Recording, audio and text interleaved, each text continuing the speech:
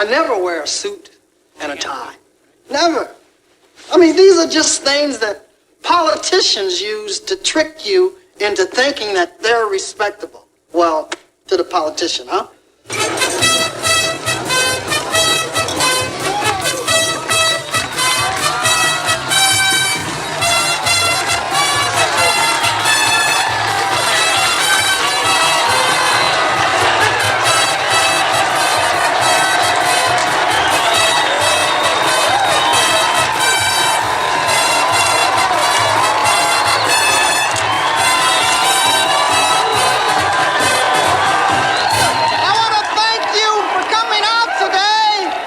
To it that neither my opponents nor me win the election.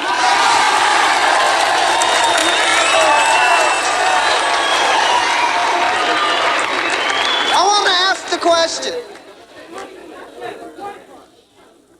who's buying the booze? Who's buying the food? And who's trying to buy your vote? And who are you going to vote for? Say it again. Let me hear it one more time.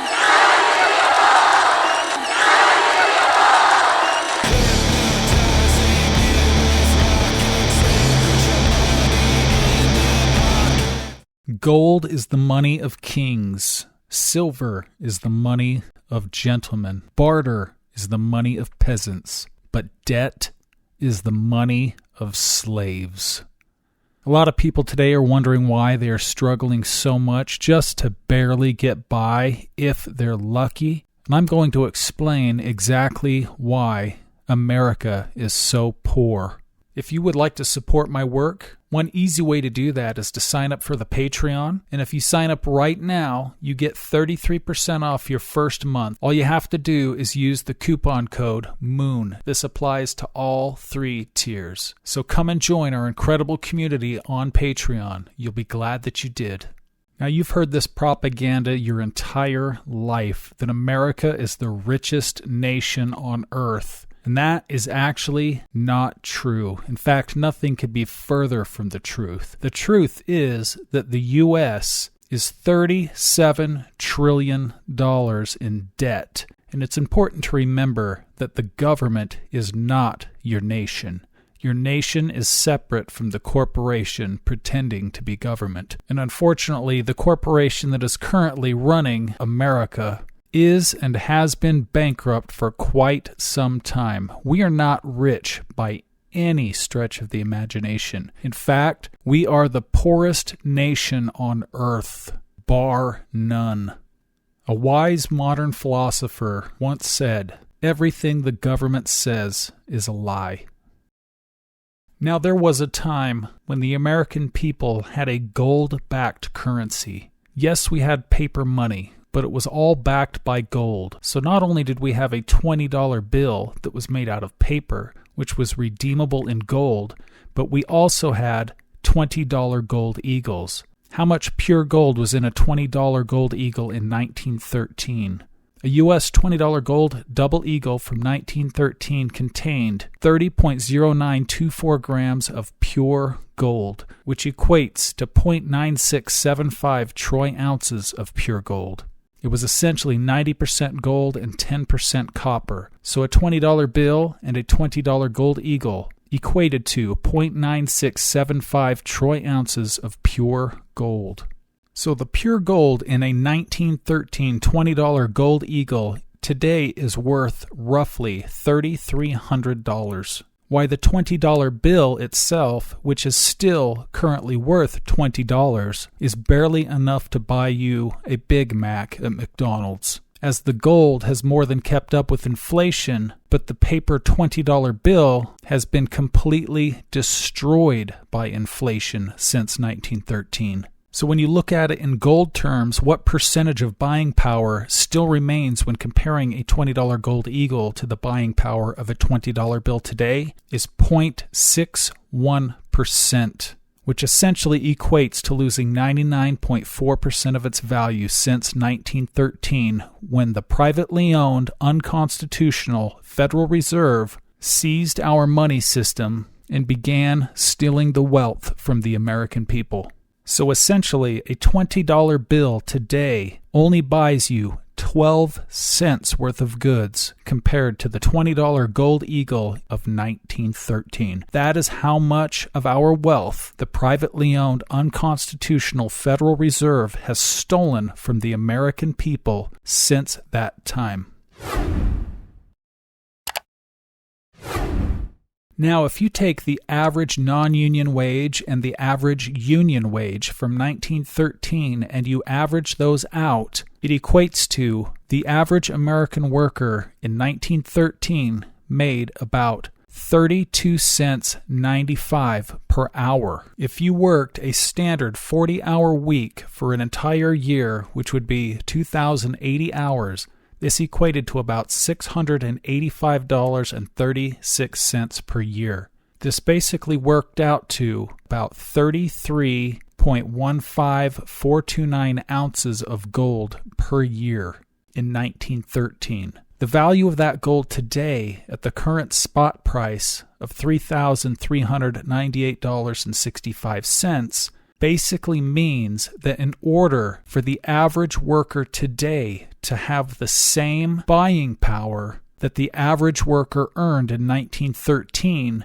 today you would have to earn $112,679.82. Let me repeat that again. For the average worker today to have the same standard of living, working 40 hours a week, 52 weeks a year, to match the buying power that the average worker had in 1913, the average worker today would have to earn $112,679.82, which would be the same 33.15429 ounces of gold per year. That is horrifying. Although the governments around the world speak different dialects, they speak the same language. That language is called propaganda. So basically, if you look at this, the average worker today compared to 1913, when the average wage was 32 cents 95 per hour, today the average worker would have to earn $54.17 an hour to have the exact same buying power, working the exact 40 hours per week for a year. This is how much buying power that has been stolen from us from the Federal Reserve since 1913. Because in 1913, this was the average worker's wage.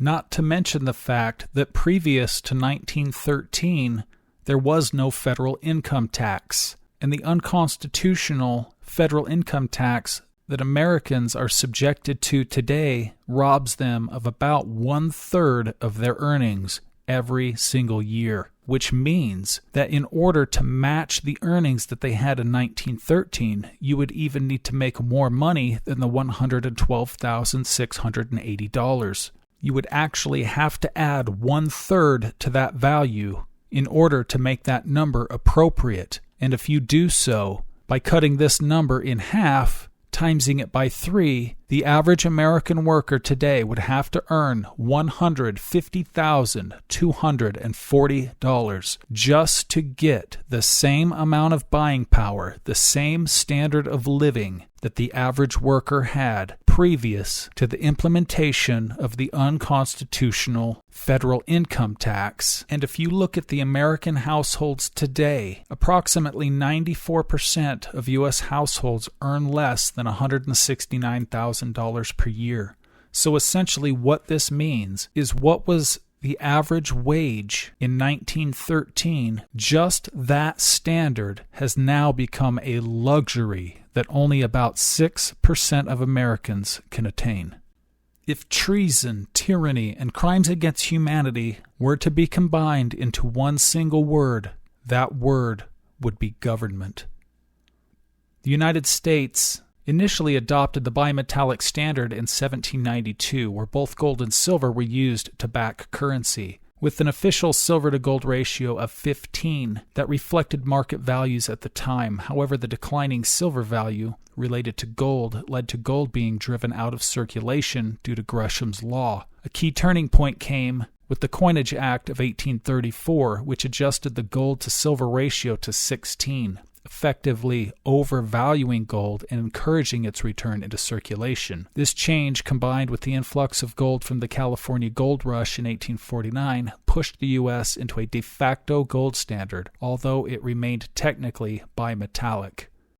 When we look at Abraham Lincoln and the gold standard, in order to fund the war effort, Lincoln's administration introduced paper currency known as greenbacks, which were not backed by gold or silver. This move effectively suspended the gold standard, as the new fiat currency was not convertible into gold, leading to inflation and widespread public distrust in the banknotes. Of course it did. The formal return to the gold standard occurred later under President Ulysses S. Grant, with the specie payments restored in 1879. What President Lincoln did here was treason. The U.S. moved further towards a gold-based system in the late 19th century, though it was one of the last major nations to formally adopt the international gold standard, which emerged around 1871. By the early 20th century, paper currency was backed by gold, and the criminal Federal Reserve was required to hold gold reserves equal to a fraction of the money it issued, specifically 40 cents in gold for every dollar issued, which basically meant that they could print 150% more currency than gold existed, even at the 40 cents per dollar. During the Great Depression, the gold standard became unstable. Bullshit. In 1933, President Franklin D. Roosevelt suspended the gold standard for domestic transactions in response to widespread bank runs and gold hoarding. Of course they were hoarding the gold because they knew you and your criminal banker friends were about to devalue everything that they had worked so hard for. The Gold Reserve Act of 1934 transferred the private gold holdings to the U.S. Treasury and increased the price of gold to $35 an ounce, boosting the criminal Federal Reserve's balance sheet and allowing for monetary expansion. This is why people were hoarding gold, because they knew the criminal bankers were going to steal their wealth from them once again. What President Roosevelt did here was treason. This is the second time a president committed treason and worked with the bankers to steal the wealth of the American people. The Bretton Woods system, established in 1944, created a new international monetary framework in which the U.S. dollar was pegged to gold at $35 an ounce, now being devalued considerably, and the other currencies were pegged to $1. This made the dollar the world's primary reserve currency, effectively extending a gold-backed system globally through a foreign criminal central bank that could convert dollars into gold. The final major shift occurred in August 15, 1971, when President Richard Nixon announced the suspension of the dollar convertibility into gold, which was supposed to be temporary, if you remember correctly, ending the Bretton Woods system and marking the complete abandonment of the gold standard. This was when our republic officially died. What Nixon did here was the third act of treason against the American people, essentially stealing everything the American people had from this point moving forward.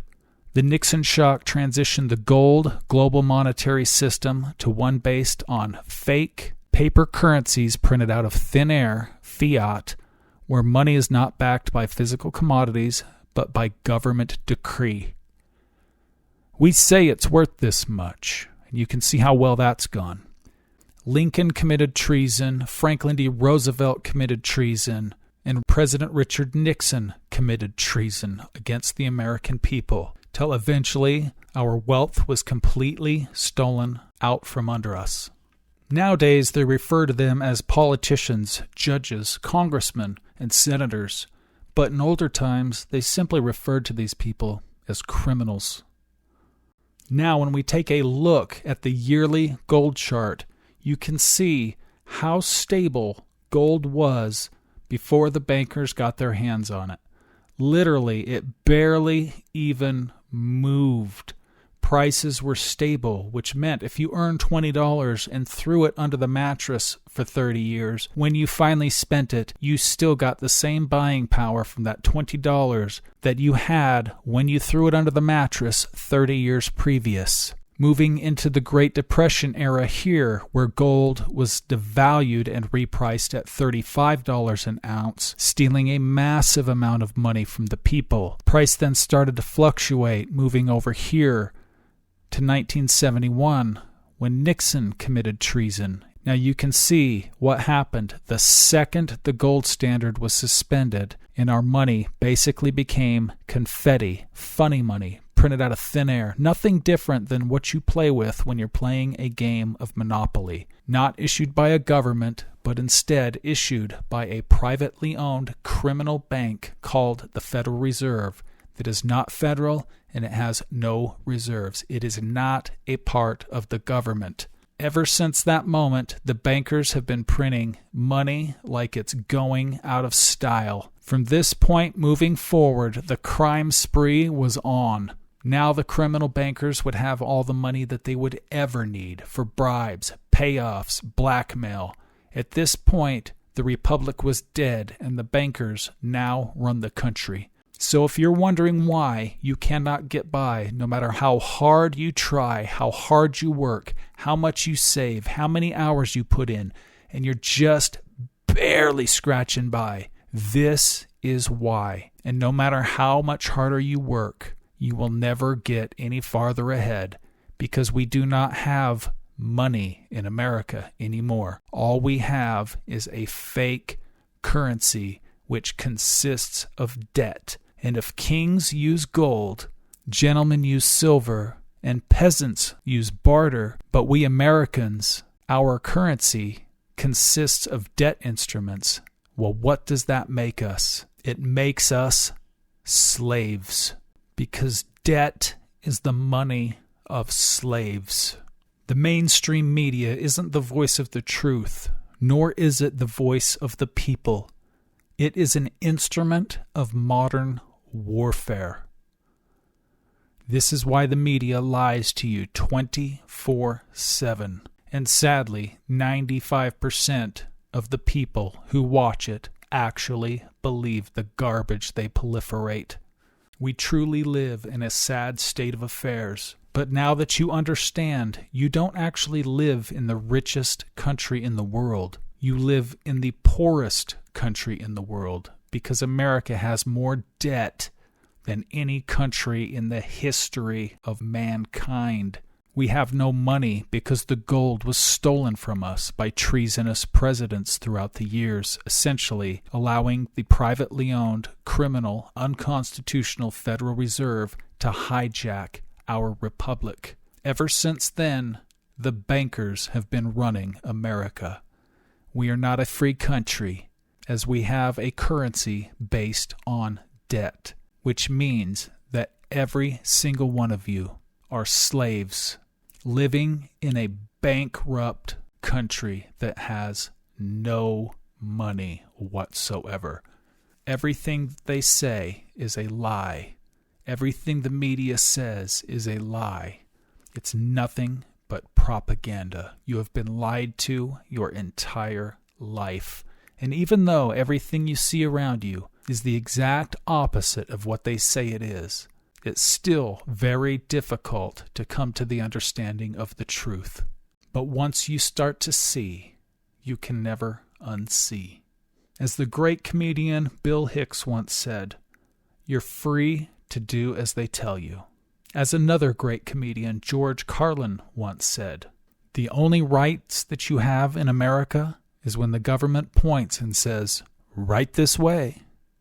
And if you think this is ridiculous, everything I'm saying is nonsense, if you think that you actually own property, I challenge you not to pay your property taxes this year. Don't pay that property tax and you'll see just how much of that property you really own. Slaves cannot own property.